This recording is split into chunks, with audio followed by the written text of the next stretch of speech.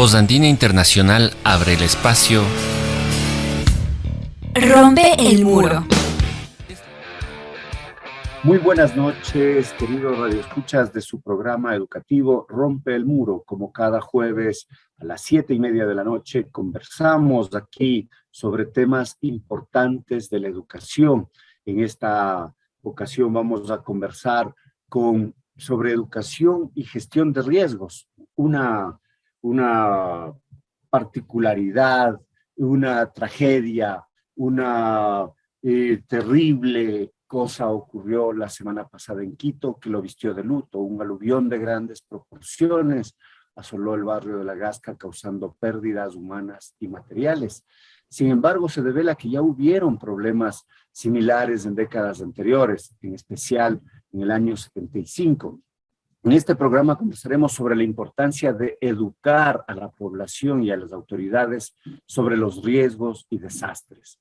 ¿Estuvo la población preparada para enfrentar aquello desde la capacitación, desde las contingencias, desde qué debía hacer? ¿Hay suficiente capacitación por parte de las instituciones educativas? Los colegios, escuelas, universidades brindan su aporte a la población.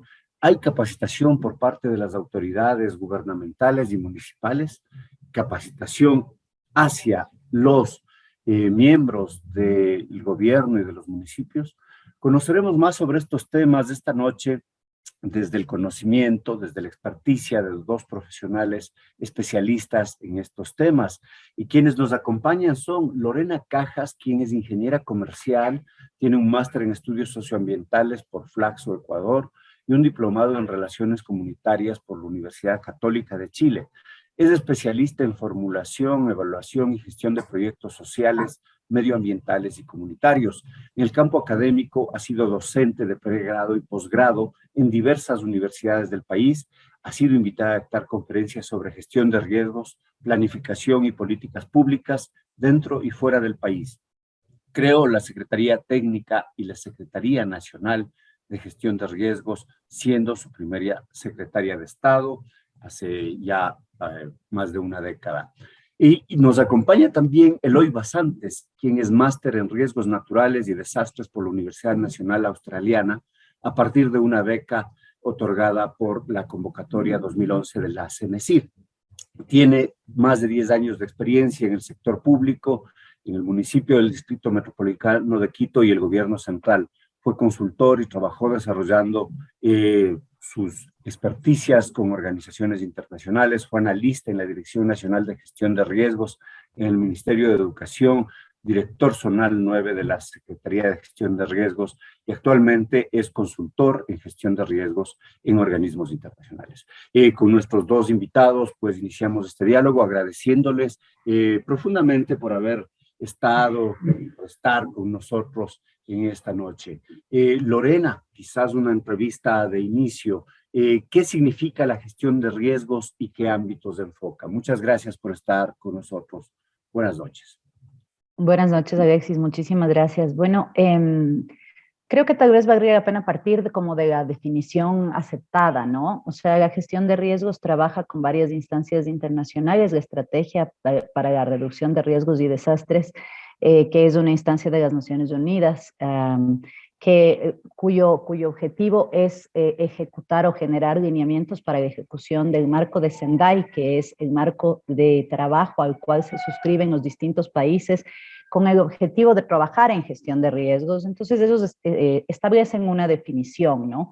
Y dicen que la gestión de riesgo de desastres es un conjunto de decisiones administrativas, de organización y conocimientos operacionales desarrollados por sociedades y comunidades para implementar políticas, estrategias y fortalecer sus capacidades a fin de reducir el impacto de amenazas naturales y desastres ambientales y tecnológicos consecuentes. Esto involucra todo tipo de actividades, incluyendo medidas estructurales y no estructurales para evitar, es decir, prevención, o para limitar, es decir, mitigar y preparar los efectos adversos de los desastres. Esa podríamos decir que es como una definición general, ¿no es cierto?, aceptada.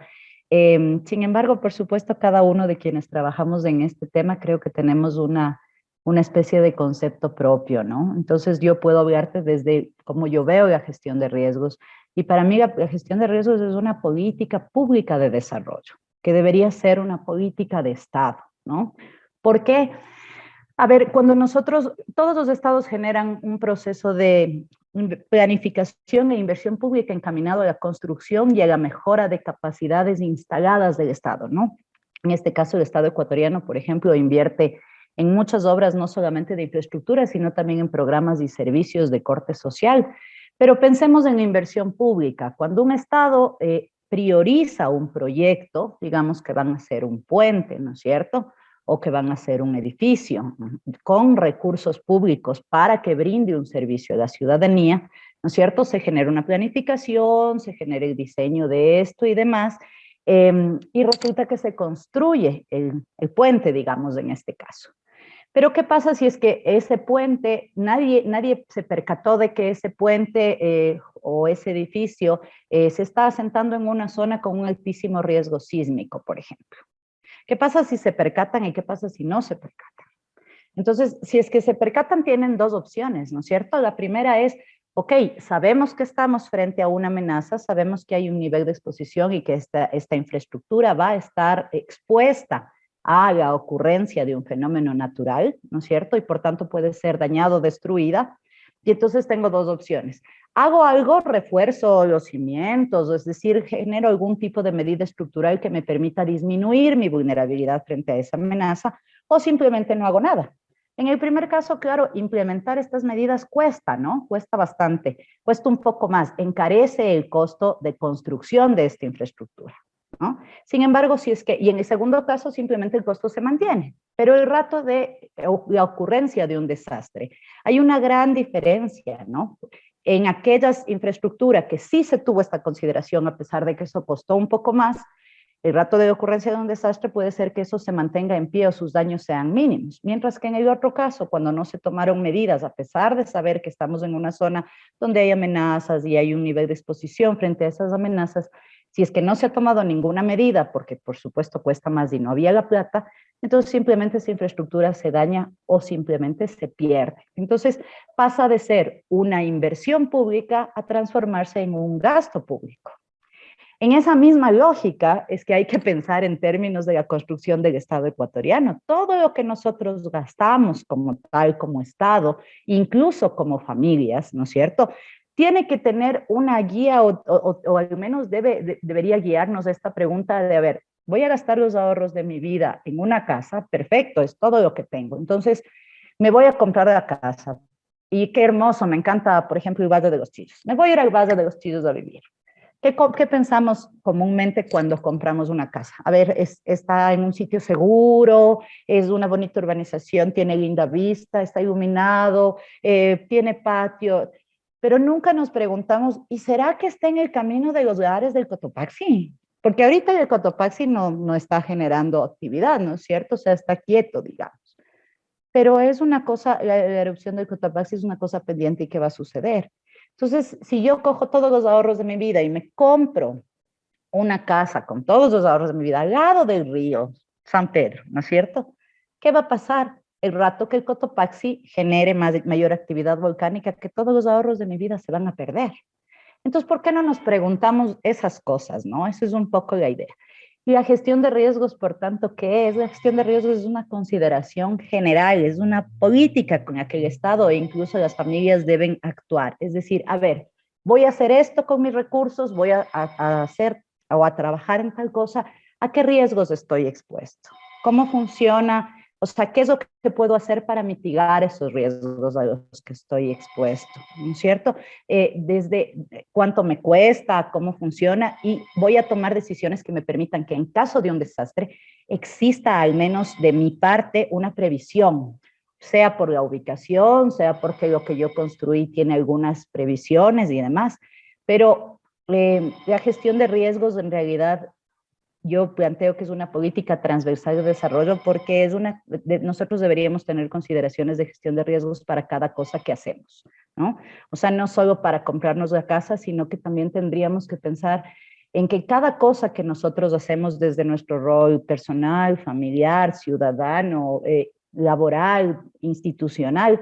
Nosotros en cada una de nuestras acciones además somos potenciales generadores de riesgo, ¿no? O sea, yo salgo, me voy a la tienda, compro un caramelo, salgo de la tienda, abro el caramelo, me como el caramelo y boto en la calle la envoltura. Esa envoltura va a la alcantarilla, se junta con 500 envolturas más, se hace un taponamiento y cuando llueve simplemente se inunda la calle de mi casa y el barrio en el que yo vivo. Entonces, tanto por el lado de qué voy a hacer con mis recursos, cómo los voy a invertir y demás, y pensemos qué tanto nivel de riesgo corre esta inversión o va a tener esta inversión, cuanto en lo referente a cómo mis acciones son generadoras de riesgos, este tipo de consideraciones deberían estar presentes y por tanto la gestión de riesgos es justamente una temática transversal. Es decir, tendríamos que pensar en eso. No hay ningún ámbito que se salve. Es decir, puede ser pobre, rico, millonario, analfabeto, máster. Hay un terremoto, todos nos complicamos.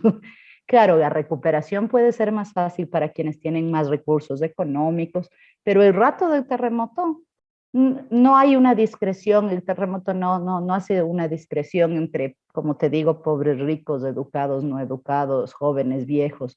Todos tenemos un nivel de exposición, ¿no? Entonces, por eso hablamos de que es un tema transversal como tal. Muchas gracias, Lorena. Queridos radioescuchas, queridos amigos, han tenido ustedes una primera apreciación sobre lo que es la gestión de riesgos, sobre sus ámbitos, sobre las responsabilidades de todos nosotros en ello. El último ejemplo es bien decidor. Una pequeña papel de caramelo se junta a miles, a cientos de miles con servilletas y con otras cosas y pues pone en riesgo la seguridad. Eloy, buenos días, muchas gracias por estar con nosotros. Yendo un poco más hacia el tema que lastimosamente nos ocurrió como ciudad. En el reciente aluvión que afectó el noroccidente de Quito, ¿estuvo la población preparada para enfrentar aquello? La población que vive pues en ese sector. ¿Qué condiciones mínimas deben tenerse en cuenta en un barrio ubicado geográficamente al pie de una montaña? Un poco nos decía Lorena también, me compro una casa cerca del río San Pedro que será el sitio donde que puede pasar lava en caso de una erupción. Aquí, al pie de una montaña, pues hubo ese conocimiento o no, o faltó por parte de la educación, por parte del conocimiento como sociedad, como barrio, etcétera. Gracias por estar con nosotros. Adelante, por favor. Buenas noches, Alexis, y muchas gracias por la invitación.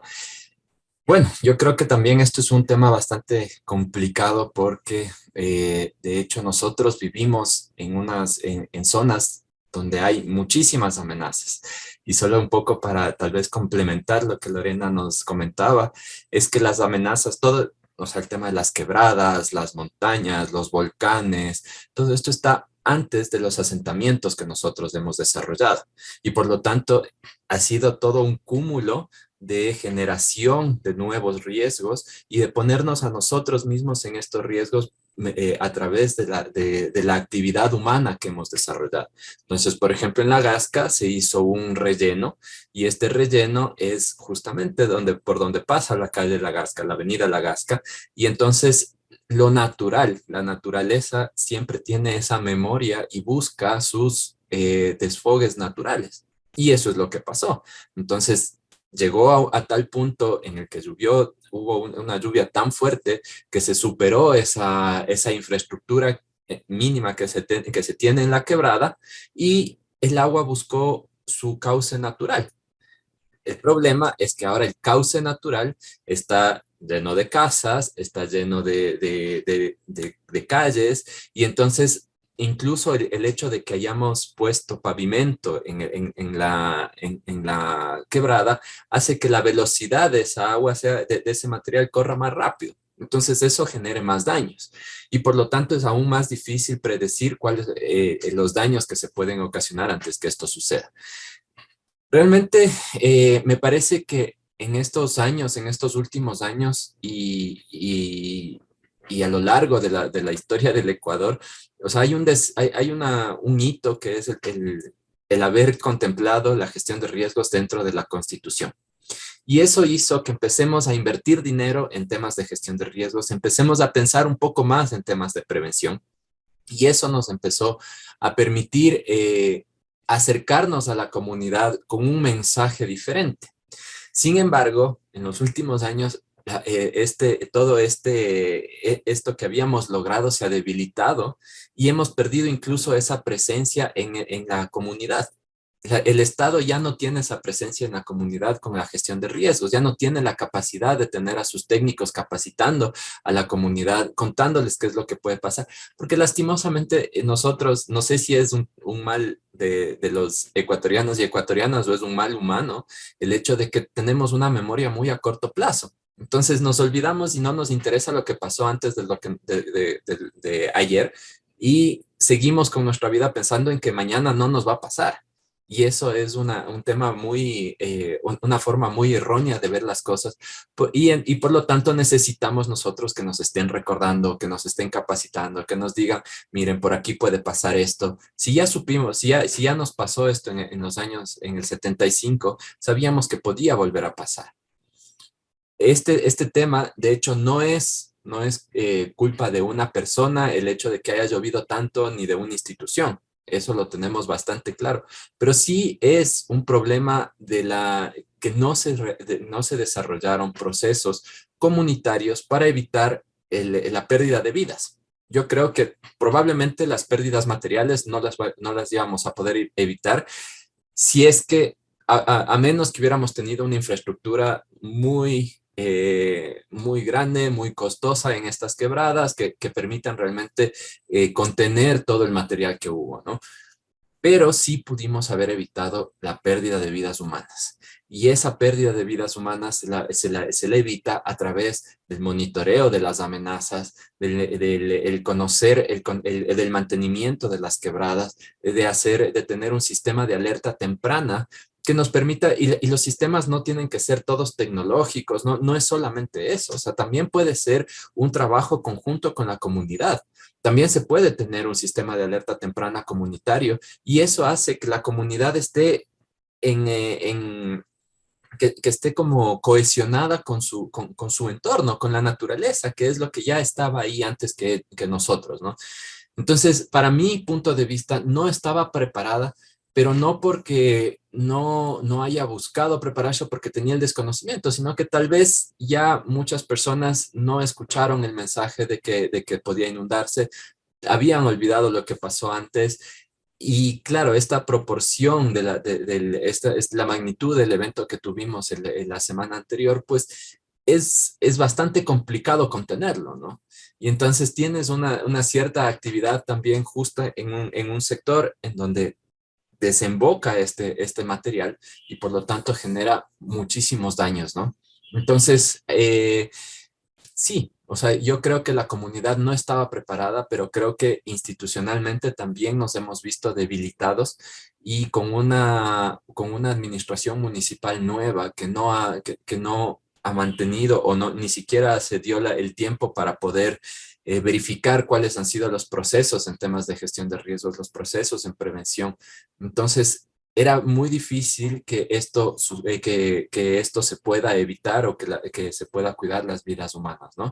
Entonces, yo insisto en que una de las cosas que las autoridades deberían hacer el momento en que asuman sus roles es enterarse cuáles son las amenazas que tienen en su territorio, ¿no? Y no solamente las amenazas de origen natural, que son estos posibles aluviones, que pueden ser los sismos, que pueden ser cualquiera de estos, sino que también pueden otras amenazas, como están las amenazas de seguridad y etcétera. Y entonces trabajas y haces tu gestión en función de mejorar esas condiciones de esas condiciones de vida de la gente y entonces logras hacer esto, ¿no?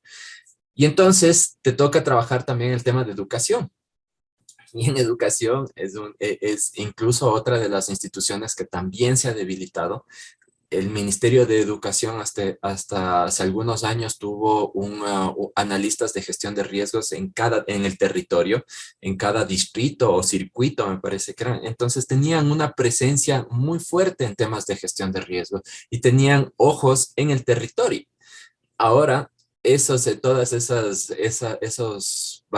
puestos, muchos de esos quedaron vacantes, muchos de esos desaparecieron, y entonces las capacidades se disminuyen y por lo tanto pierdes ojos en el territorio, por lo tanto pierdes eficiencia o pierdes esa forma de hacer gestión de riesgos o hacer prevención con las comunidades educativas, ¿no? Entonces, el debilitamiento del Estado es notorio y estas son las posibles causas o las causas que se han generado por ese tema. Muchas gracias, Eloy. Realmente grave lo que se manifiesta. Por un lado, este sentido de novatada que no mira como alcaldía, como autoridad, esos riesgos. Importante subrayarse dónde están los peligros y cómo debe enfocarse desde la autoridad. Y al mismo tiempo la reducción del Estado, que eso es uno de los ámbitos, pero tenemos a un nivel macro. En todos los sentidos hay este proceso de reducción del Estado iniciado o retomado, digamos, por el gobierno de Lenín Moreno, subrayado en el gobierno actual de Lasso, que como vemos hay implicaciones directas. Vamos a seguir conversando sobre este tema importante, la educación y la gestión de riesgos, la capacitación, la formación sobre estos temas cruciales que lastimosamente se nos repiten.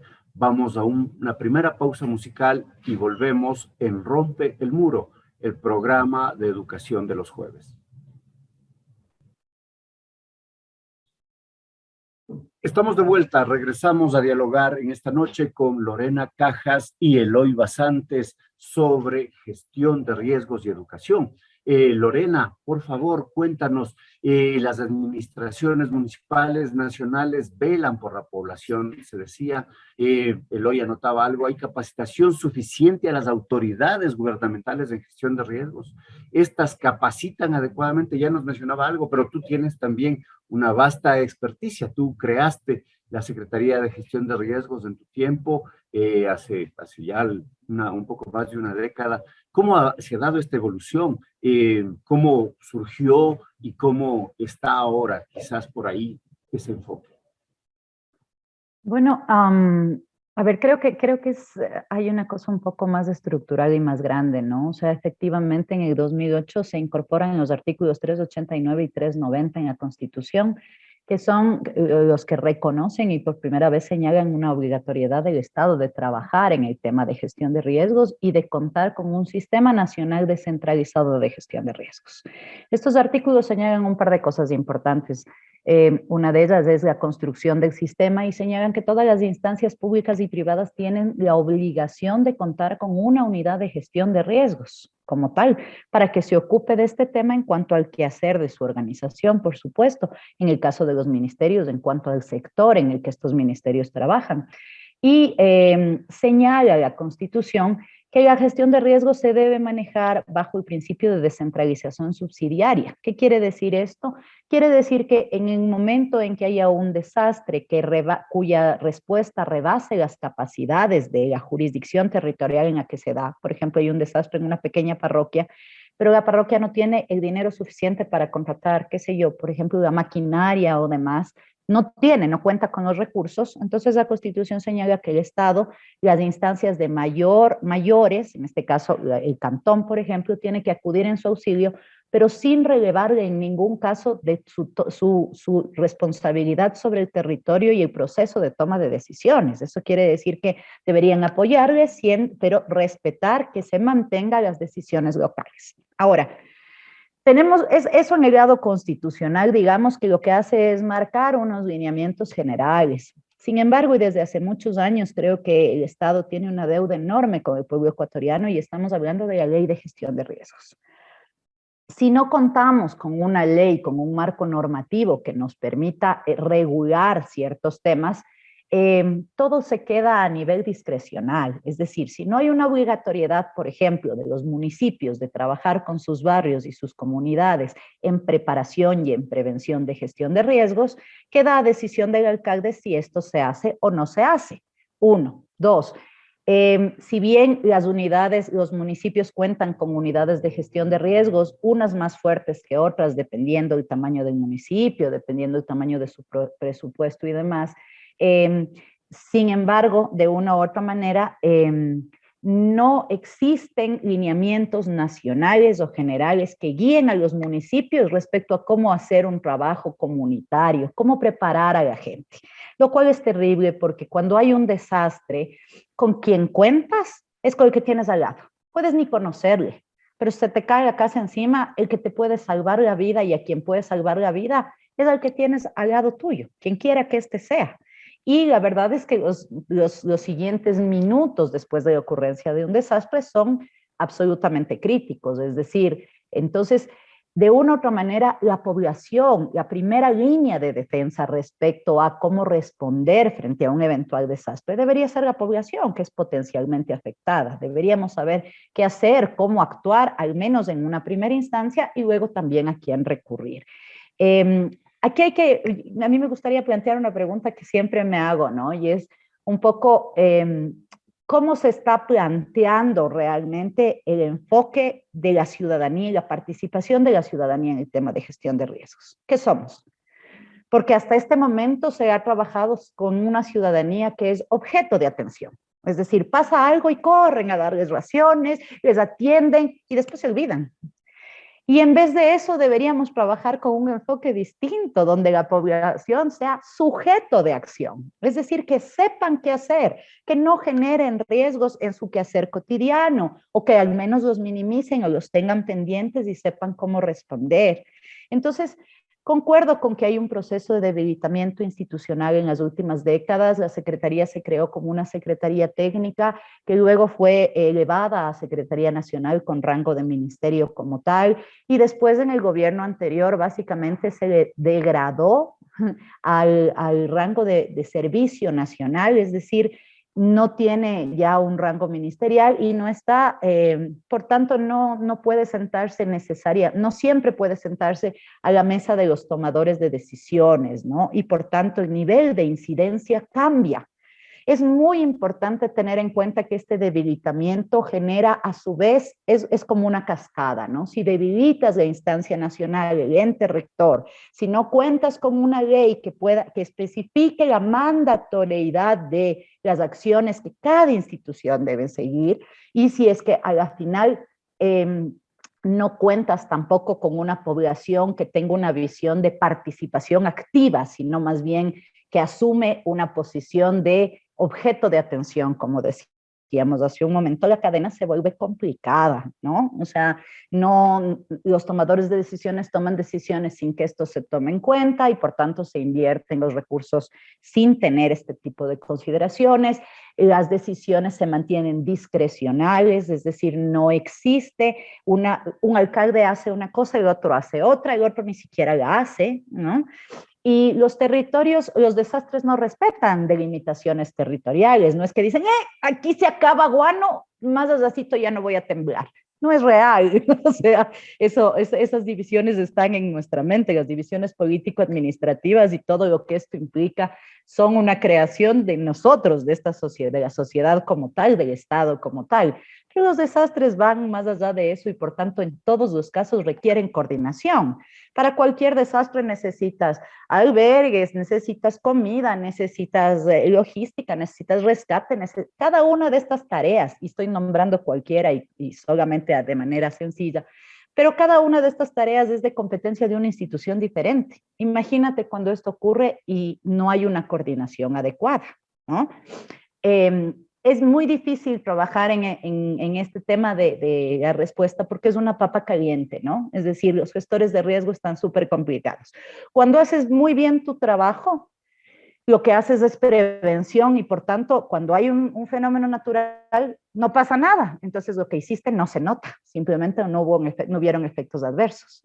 Y cuando no haces bien tu trabajo, se pierde todo porque hay un gran desastre. Entonces pierdes de cualquier manera, ¿no? Es decir, es una temática en la cual resulta muy complicado trabajar. Es una papa, lo que le llamamos una papa caliente, pero creo que es bien importante tener en cuenta que nuestro país, dado que somos uno de los hotspots a nivel mundial, porque estamos expuestos a todas las amenazas, con excepción de huracanes, pero tenemos todas las amenazas, somos un territorio multiamenaza, entonces me parece que es bien importante sentar al menos ciertas cosas. Necesitamos fortalecer, lograr reposicionar y establecer la institucionalidad con un buen nivel de incidencia en el ámbito político de toma de decisiones. Necesitamos contar con una normativa que realmente pueda generar una obligatoriedad y elimine estos niveles de discrecionalidad respecto a las distintas autoridades y marque además, asegure el tema del financiamiento, identifique o genere lineamientos para establecer una coordinación adecuada, establezca las competencias de las distintas instancias, es decir, a quién le toca qué, porque, y por último, en mi criterio, necesitamos incorporar a la población en esta dinámica desde una perspectiva activa y consciente, ¿no? Porque si no contamos con estos tres elementos, se necesitan muchos más, pero si no contamos al menos con estos tres elementos, es muy difícil pensar que como país, como Estado, realmente vamos a lograr ir caminando en cuanto a estos hitos o logros que tenemos que ir alcanzando, digamos, para disminuir las vulnerabilidades. Y por una parte, para mitigar los riesgos que existen, ¿no es cierto? O sea, ya tenemos un montón de riesgos porque los asentamientos humanos se han ido construyendo como se ha podido, es decir, no necesariamente hemos tenido un orden claro y eso hace que muchos de estos asentamientos estén expuestos a amenazas.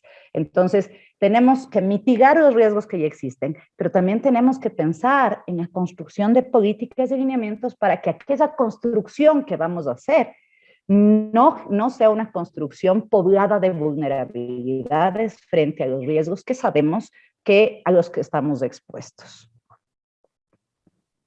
¿Y qué te puedo decir? Una radiografía, han escuchado todos ustedes, varios elementos, la carencia de un marco normativo efectivo, los procesos que vinculan en sí responsabilidades y de la vinculación con las instancias de poder, y una subvaloración, si es que cabe el término también, de lo que significa una instancia que vela por la seguridad de nosotros en última instancia, en uno de los ámbitos, ¿no? La seguridad desde los riesgos, desde los desastres.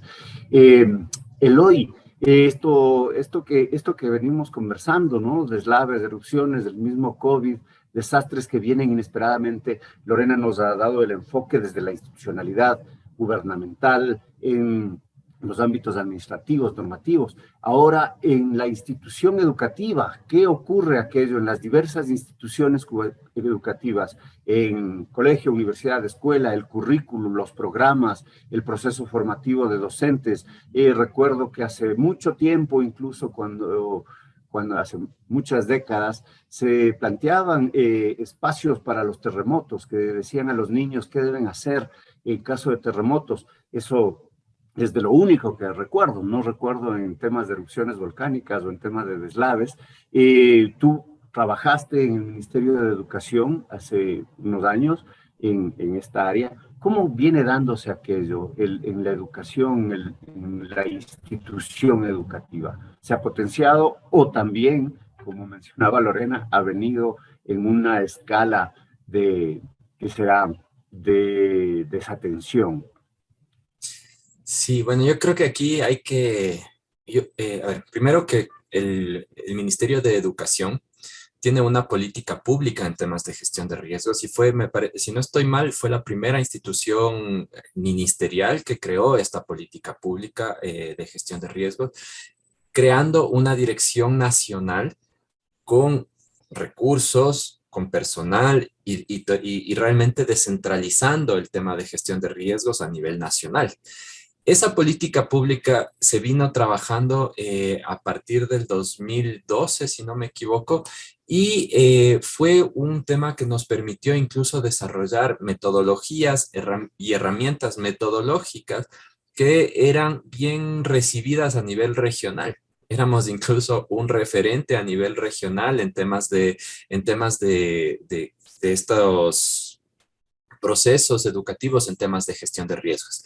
Sin embargo, creo que igual es algo que nos quedaron debiendo es la implementación de estas metodologías.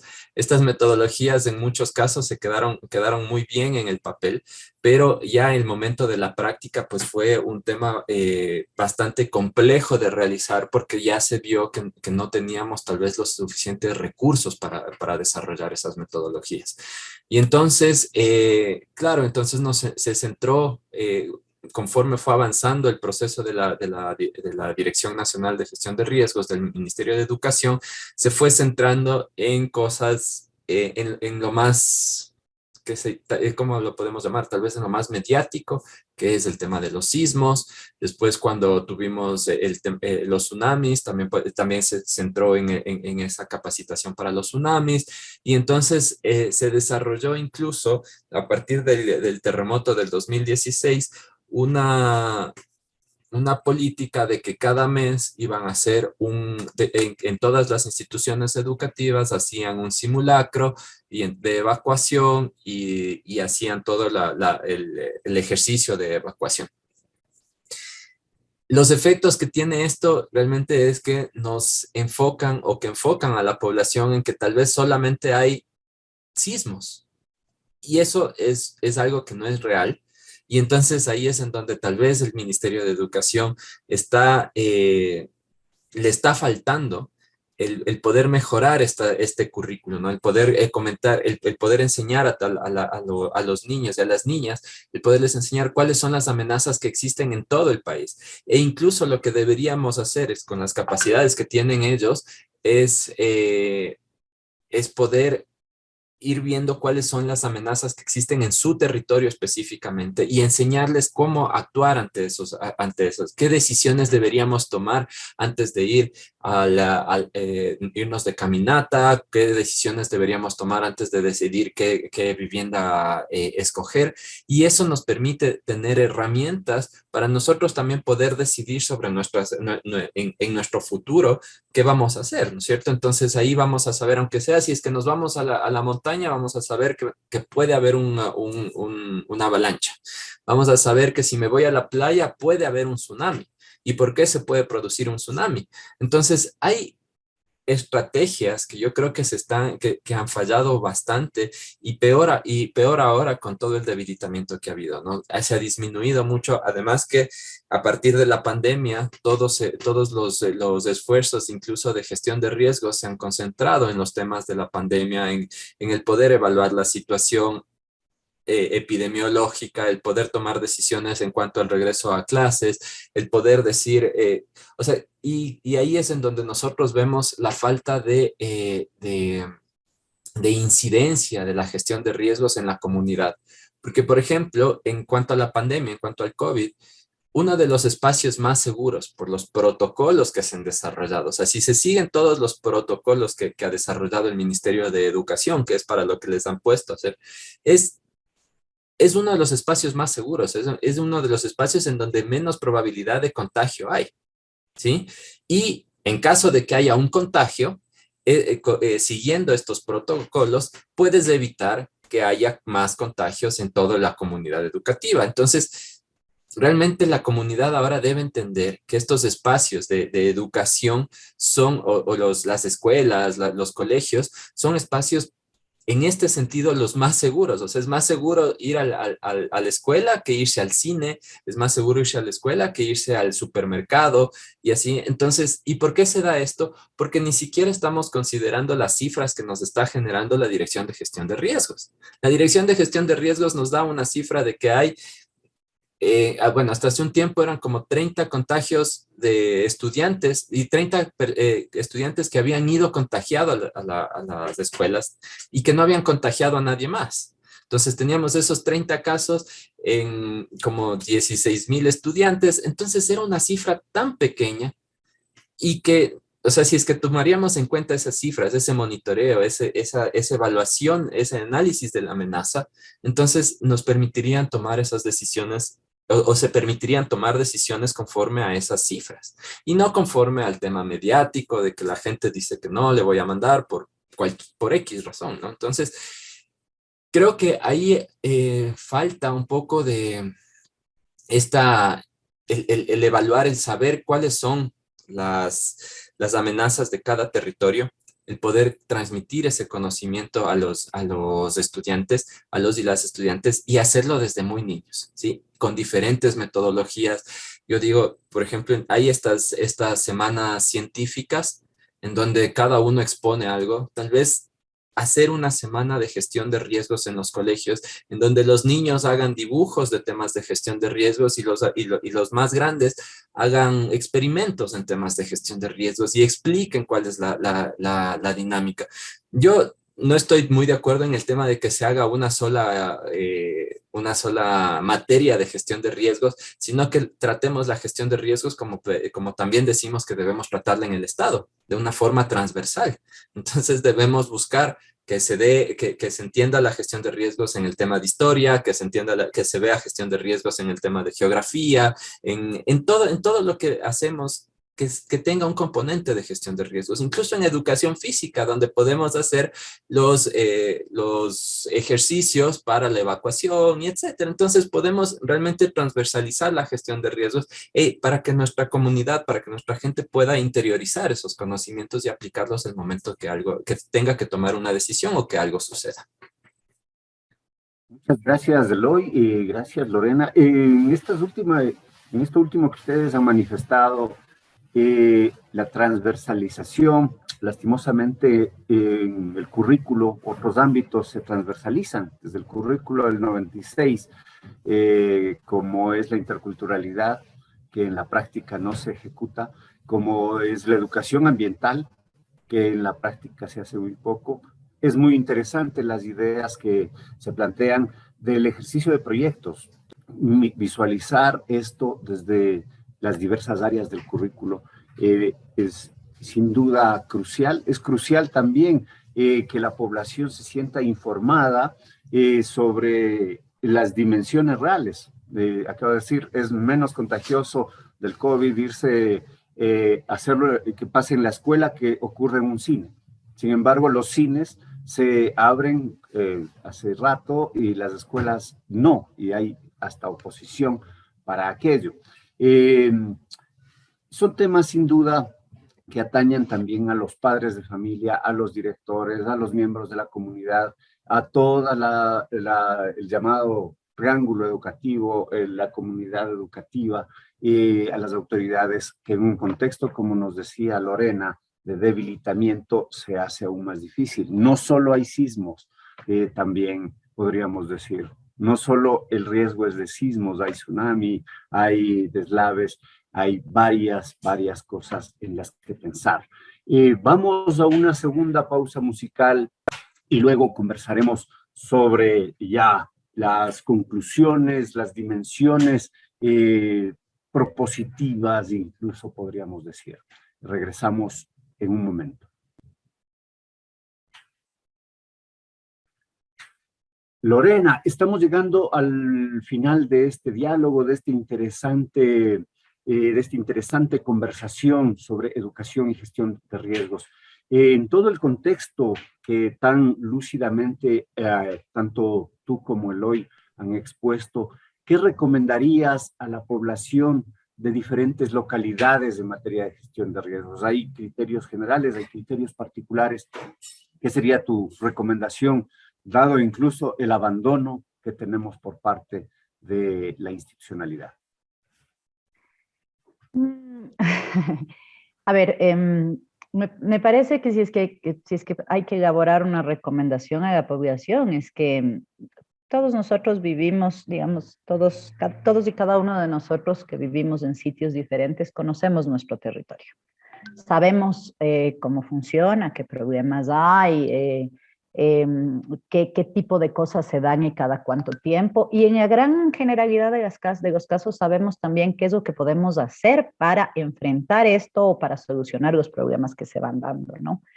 Entonces, la primera recomendación me parece que es tomar esta conciencia respecto a esta circunstancia, ¿no? Es decir, a ver, yo vivo aquí, esta es mi casa, este es mi pueblo, este es mi barrio, esta es mi comunidad, qué sé yo. Y por tanto, a ver, empecemos a pensar desde un proceso lógico y simple, a ver, frente a qué cosas, qué riesgos, a qué riesgos estoy expuesto. ¿Qué es lo que suele pasar? Y entonces cada vez que uno identifique qué suele pasar, pensar que es, en este caso, si pasa esto, la crecida de un río, por ejemplo, ¿cuál es el peor escenario del que me acuerdo y cuál es el más leve? Y frente a eso empezar a pensar cuáles son las acciones que me ayudarían en caso del peor escenario, ¿no es cierto? Para que mi familia esté a salvo, para que mi vivienda, mi casa, etcétera, estén a salvo. Ahora, este es un ejercicio que no exime de responsabilidad del Estado ecuatoriano, ¿no? O sea, por favor, bien, es importantísimo tenerlo súper claro. Es decir, existe una responsabilidad, sin embargo, y seamos honestos, cuando hay un gran desastre, no hay, los primeros 15 minutos generalmente son los más críticos, ¿no? Y no hay ningún país en el mundo que tenga la capacidad de desplegar sus fuerzas de rescate y operativas en los primeros 15 segundos para atender a toda la población afectada. Eso no existe. Por tanto, es responsabilidad nuestra porque somos los únicos que vamos a sufrir las consecuencias y mientras más preparados o más sepamos y tengamos claro qué podemos hacer, mejor nos va a ir. En esa medida, entonces, creo que es importante hacer un ejercicio súper simple, como decíamos, ¿no? Primero, identificar con simple lógica básica, a ver, o sea, a qué riesgos tengo cerca, a qué estoy expuesto, en qué niveles, etcétera, y qué podría hacer, ¿no es cierto? Por una parte. Por otra parte, también creo que es importante pensar en que los procesos, este tipo de procesos multisectoriales, es decir, que requieren de la colaboración y la participación de distintas instituciones de diferentes ámbitos, requieren también una disposición específica, ¿no? O sea, uno de los problemas que tenemos es que tenemos muchos jefes y poco pueblo cuando pasa esto, ¿no? Entonces todo el mundo quiere tomar decisiones, todo el mundo quiere decidir qué se hace, todo el mundo. Y la verdad es que eso en vez de ayudar, complica enormemente las cosas. Y no me estoy refiriendo solamente al tema de las instituciones del Estado cuando tienen sus representantes en una instancia colegiada como el COE, que es el Comité de Operaciones de Emergencia, donde también pasa, pero me estoy refiriendo al tema ciudadano, o sea, a la organización con los vecinos, a la organización familiar. Entonces, una de las recomendaciones es si yo vivo al lado de una familia, esa familia y yo y mi familia estamos expuestos más o menos a los mismos riesgos. Es decir, es importante entender, como decíamos, que los desastres no respetan límites ni político-territoriales, ni el límite de propiedad de la vivienda, ni cosas como esas. Entonces, es importante entender que en este tipo de casos, no solo la solidaridad, sino la disposición de ayudar pero desde un espacio de entendimiento, es decir, yo voy a meter el hombro para solucionar esto, no importa si no es mi casa, es la del vecino, pero la que se está cayendo ahorita es la del vecino, pero mañana puede ser la mía, ¿no? Entonces creo que es importante entender que en este tipo de casos la solidaridad y la comprensión respecto a que solo nos tenemos los unos a los otros, al menos en una primera instancia, es súper importante. Y eso es algo que no necesariamente sucede porque el mismo sistema en el que vivimos nos tiene atrapado en otras lógicas, ¿no? Entonces nos es un poquito difícil abandonar la lógica individual o en términos de la propiedad, de recursos, etcétera. Nos es un poquito difícil abandonar esa lógica. Sin embargo, vemos que frente a un desastre, este país y su gente son maravillosos, ¿no? O sea, lo que pasó en Agasca y lo que ha pasado en cada uno de los desastres, cuando pasó lo de Manabí, lo que está pasando en Amaná, la gente se vuelca a ayudar. Y eso es súper lindo y maravilloso porque le devuelve a uno la esperanza en la humanidad, ¿no? Sin embargo, también este tema de ayudar sin saber mucho cómo ayudar no siempre es la mejor opción, ¿no es cierto? O sea, por ejemplo, en Agasca, la semana anterior, yo fui voluntaria en la cocina comunitaria, ¿no? Generábamos 600 raciones diarias. Y el rato que estábamos listos con las 600 raciones de comida, ¡pac!, llegaba algún espontáneo voluntario con 200 raciones más. Ya no había quien repartir. Y después de 10 minutos, ¡pac!, llegaban 150 tarrinas más de algo. Qué lindo, ¿no? O sea, qué lindo que la gente se preocupe, qué lindo que la gente muestre esa solidaridad de esa manera. Pero al final teníamos que terminar derivando esta comida a otros sitios de gente, por suerte, o sea, evidentemente hay muchas otras necesidades y no dejamos que se desperdicie, pero eso generaba más trabajo para quienes estábamos ayudando en la cocina. Entonces, es importante también saber que cuando uno quiere ayudar, lo importante de ayudar, desde el rol ciudadano me refiero, sería primero decir, ¿cómo ayudo? Porque a veces esta forma de ayuda espontánea, aunque sea hecha con toda la buena voluntad y de la mejor manera, más bien puede generar una complicación para las personas que están manejando el tema del soporte a quienes están, a los afectados por una parte, pero también a quienes están haciendo labores de cuidado, de rescate y todo lo demás. Entonces, si es que tendría yo que manejar una recomendación para la ciudadanía, sería por una parte, ten presente que si eres afectado por un desastre, a quien tienes o con quien cuentas es con la persona que tienes al lado, con tu vecino, con tu vecina, con la gente con la que estés. Si no estás en tu casa, con la gente con la que estés donde estés. Y que la idea es que en ese momento puedes hacer algo por esa persona que tienes al lado, así como esa persona puede hacer algo por ti. No trates de salir corriendo a tu casa a ver qué pasó, porque no vas a llegar a tiempo y en cambio a la persona de al lado le podría salvar la vida, ¿no? Entonces, esa es la primera cosa. Y la segunda cosa es esta: cuando estés en posición de ayudar, es decir, qué suerte que no te tocó a ti la afectación directa, ten conciencia de que esa ayuda tiene que ser canalizada de manera tal que no genere una complicación o un trabajo extra para quienes están brindando soporte a las personas y que además efectivamente sea la ayuda adecuada y oportuna, digamos, para aquellos que la están necesitando. Y muchas gracias, Lorena. Apreciaciones desde la lógica básica que lastimosamente se nos van, se pasan después. Ahora mismo tenemos el tema de la Gasca y quizás está en la cabeza y en el corazón el qué hacer, pero pasa el tiempo y después nos olvidamos, así como ocurrió en el 75. Y quizás, ¿qué podría hacerse ahora mismo? ¿Pensarse en soluciones estructurales en la Gasca o realmente es solamente limpiar los desvíos del agua que ya están? ¿Qué podría hacerse? Quizás una breve apreciación sobre esto, Eloy. Bueno, creo que o sea, en principio todavía falta mucho que hacer, ¿no? Y esto solamente si hablamos de la Gasca, del evento de la Gasca, pero a nivel nacional tenemos varias inundaciones, varias familias afectadas por estos fenómenos naturales, por desbordamientos de río. Y es realmente triste, o tal vez ahí en cambio hay el efecto contrario de la esperanza que te da la comunidad al tener esa voluntad de ayudar, cuando más bien, cuando hay autoridades que te dicen que ya se han visto superados y que ya por favor no donen más. Entonces te causa el efecto contrario en ese lugar, ¿no? O sea, realmente ves que tienes una estructura, al menos el municipio de Quito es uno de los municipios más grandes a nivel nacional y a lo largo de estos años ha generado una estructura súper fuerte en temas y completa en temas de atenciones para desastres. O sea, tienes un cuerpo de bomberos que incluso tiene helicópteros, tiene un tema muy fuerte en recursos que ha sido también a partir de los mismos impuestos de aquí, de la gente de Quito, ¿sí? Entonces eso es un tema que que no se puede desconocer de parte de una autoridad que recién llega diciendo que ya no tienen la capacidad o que ya no tienen la necesidad.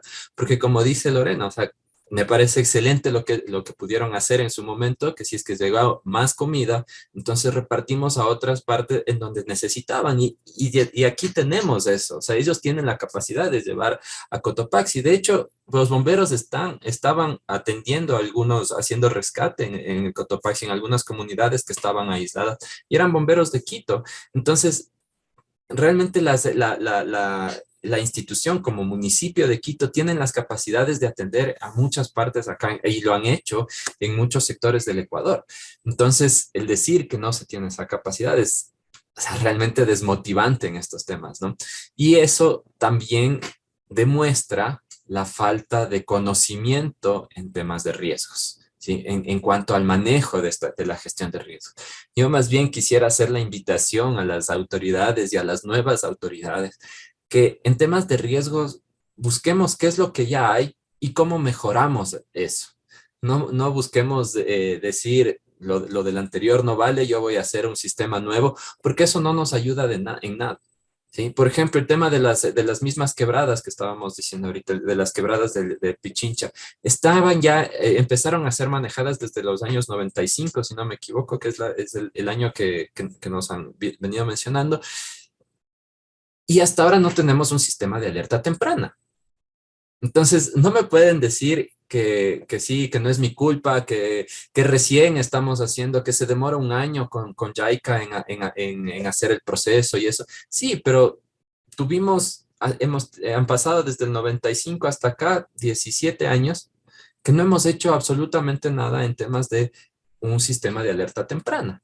Entonces, no es ¿y por qué pasa eso? Porque cuando la autoridad llega, entonces dice, de aquí empiezo en cero y empiezo un nuevo proceso. Llega el siguiente, empieza otra vez en cero y sigue el proceso. Y eso no debería ser así. Deberíamos tener una continuidad en los procesos de gestión de riesgos, porque las amenazas, como habíamos conversado desde el principio, son parte de nuestro territorio y están asentadas y están aquí mucho antes de lo que nosotros estamos. Es lo único que tal vez a lo largo de los años y de los siglos se van a seguir manteniendo, así nosotros, cuando nosotros muramos, igual van a seguir habiendo las mismas amenazas, van a seguir estando las mismas quebradas, vamos a seguir teniendo el riesgo, los riesgos de sismos, y eso no va a cambiar. Entonces, si nosotros entendemos esto, que esa lógica de que eso no va a cambiar, entonces hagamos procesos que sean sostenibles a lo largo del tiempo y que nos permitan ir construyendo esta cultura de prevención de la que tanto hablamos y que nunca llegamos a construir porque cada uno viene y lo que busca es más bien que haya estos, o sea, a mí en algún momento se me ocurrió que a algunas autoridades hasta les conviene que haya estas cosas, porque es en donde se hacen visibles, en donde tal vez entregando cosas o activando alguna cosa pueden estar siendo esa cara que digan, miren, yo vine y les salvé, o yo vine y les atendí. Y ese no es el objetivo de la gestión de riesgos. Por eso es que nosotros decimos que la gestión de riesgos debe manejarse técnicamente y no políticamente. Sin embargo, si la gestión de riesgos es bien manejada, sí te genera réditos políticos, y eso es una aceptación que lastimosamente tal vez nos pasa lo que nos decía Lorena hace un rato, y es el hecho de que cuando nosotros hacemos bien nuestro trabajo, entonces al final cuando sucede algo no pasa nada, la comunidad está bien y se hizo un buen trabajo, pero si eso no es tangible, podemos hacerlo tangible y podemos transmitir eso, porque a la final estamos salvando un montón de vidas haciendo nuestro trabajo bien hecho, aunque políticamente no sea eso lo mejor, ¿no?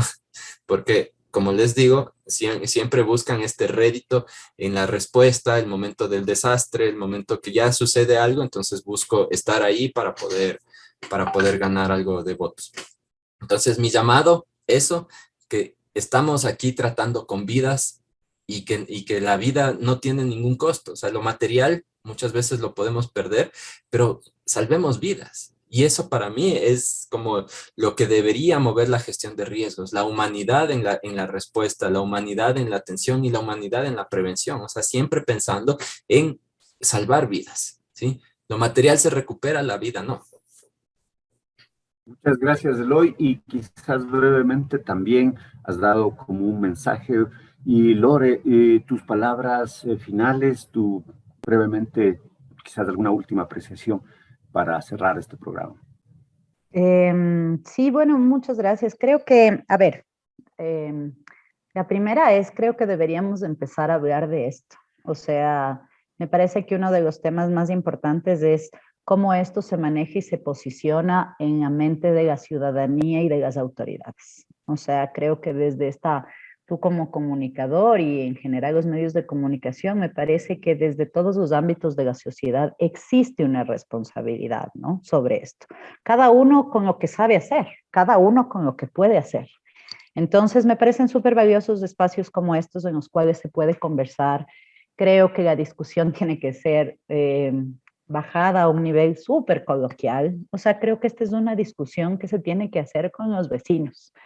La verdad. Y creo que es una discusión de la que no tendríamos que cansarnos, sino más bien tendríamos que empezar a establecer esto como una dinámica de trabajo, ¿no? Y creo que ese es un tema de responsabilidad que, como no tenemos una ley, ninguno está obligado, pero creo que si pensamos lo que decíamos antes, ¿no? O sea, ¿qué tengo yo que ver con la gestión de riesgos? Esto tengo que ver.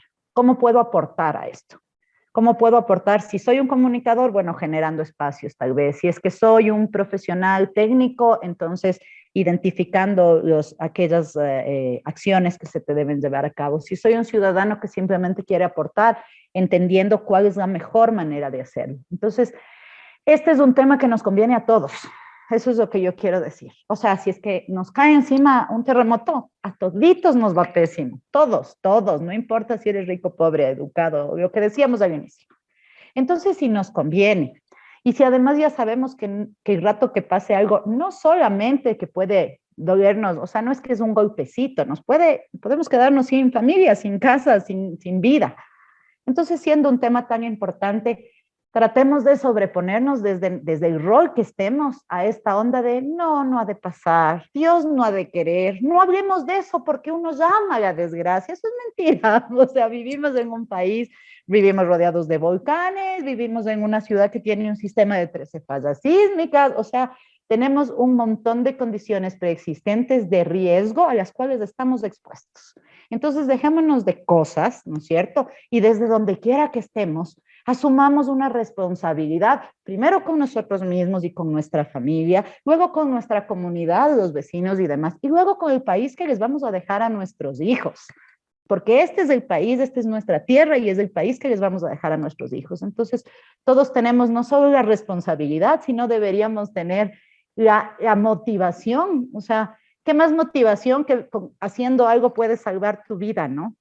Entonces, piensen que cada pequeña cosita que se hace es significativa. Por ejemplo, tienes un cuadro encima de la cama, el típico crucifijo, el típico cuadro, no tengas, porque si hay un terremoto, lo primero que va a pasar es que te va a caer encima, te va a tontar y ahí te quedaste nomás, ¿no es cierto? Entonces, cosas de este porte, estoy dando un ejemplo cualquiera entre 1000 ejemplos, ¿no es cierto? Pero cosas de este porte, que con lógica simple y con disposición y teniendo claro que esto es una responsabilidad con mi propia seguridad y la de mi familia, pueden marcar la diferencia entre salvar tu vida y la de tu familia o perderla. Entonces entendamos que nadie va a venir a salvarnos y que sí hay una obligatoriedad del Estado y todo lo demás, pero esos van a llegar después de 3 días, o sea, la casa va a estar encima. Si tú logras salir de ahí, vas a ser tú y tus vecinos los que lo logren en primera instancia. Y eso es lo más importante porque precautelas la vida. Entonces, pensemos en que nos conviene, pensemos en que es nuestra responsabilidad y pensemos en que, o sea, no seamos giles de no hacerlo, digamos, porque los que nos estamos exponiendo somos nosotros. Entonces, asumamos esta responsabilidad desde el amor a nuestra tierra y a nuestra familia y caminemos con cosas sencillas que pueden marcar grandes diferencias. Muchas gracias, Lorena. Muchas gracias, Eloy. Un agradecimiento a los dos. También un agradecimiento a Karina Torres, que como cada jueves nos acompaña en la producción técnica. Un saludo a todos ustedes, queridos radioescuchas. Nos vemos el siguiente jueves a las 7:30 de la noche, aquí en el programa de educación de Radio Voz Andina Internacional, Rompe el Muro. Soy Alexis Oviedo. Les deseo salud y alegría y sobre todo, recuerden las recomendaciones que Eloy Basantes y Lorena Cajas nos han dado.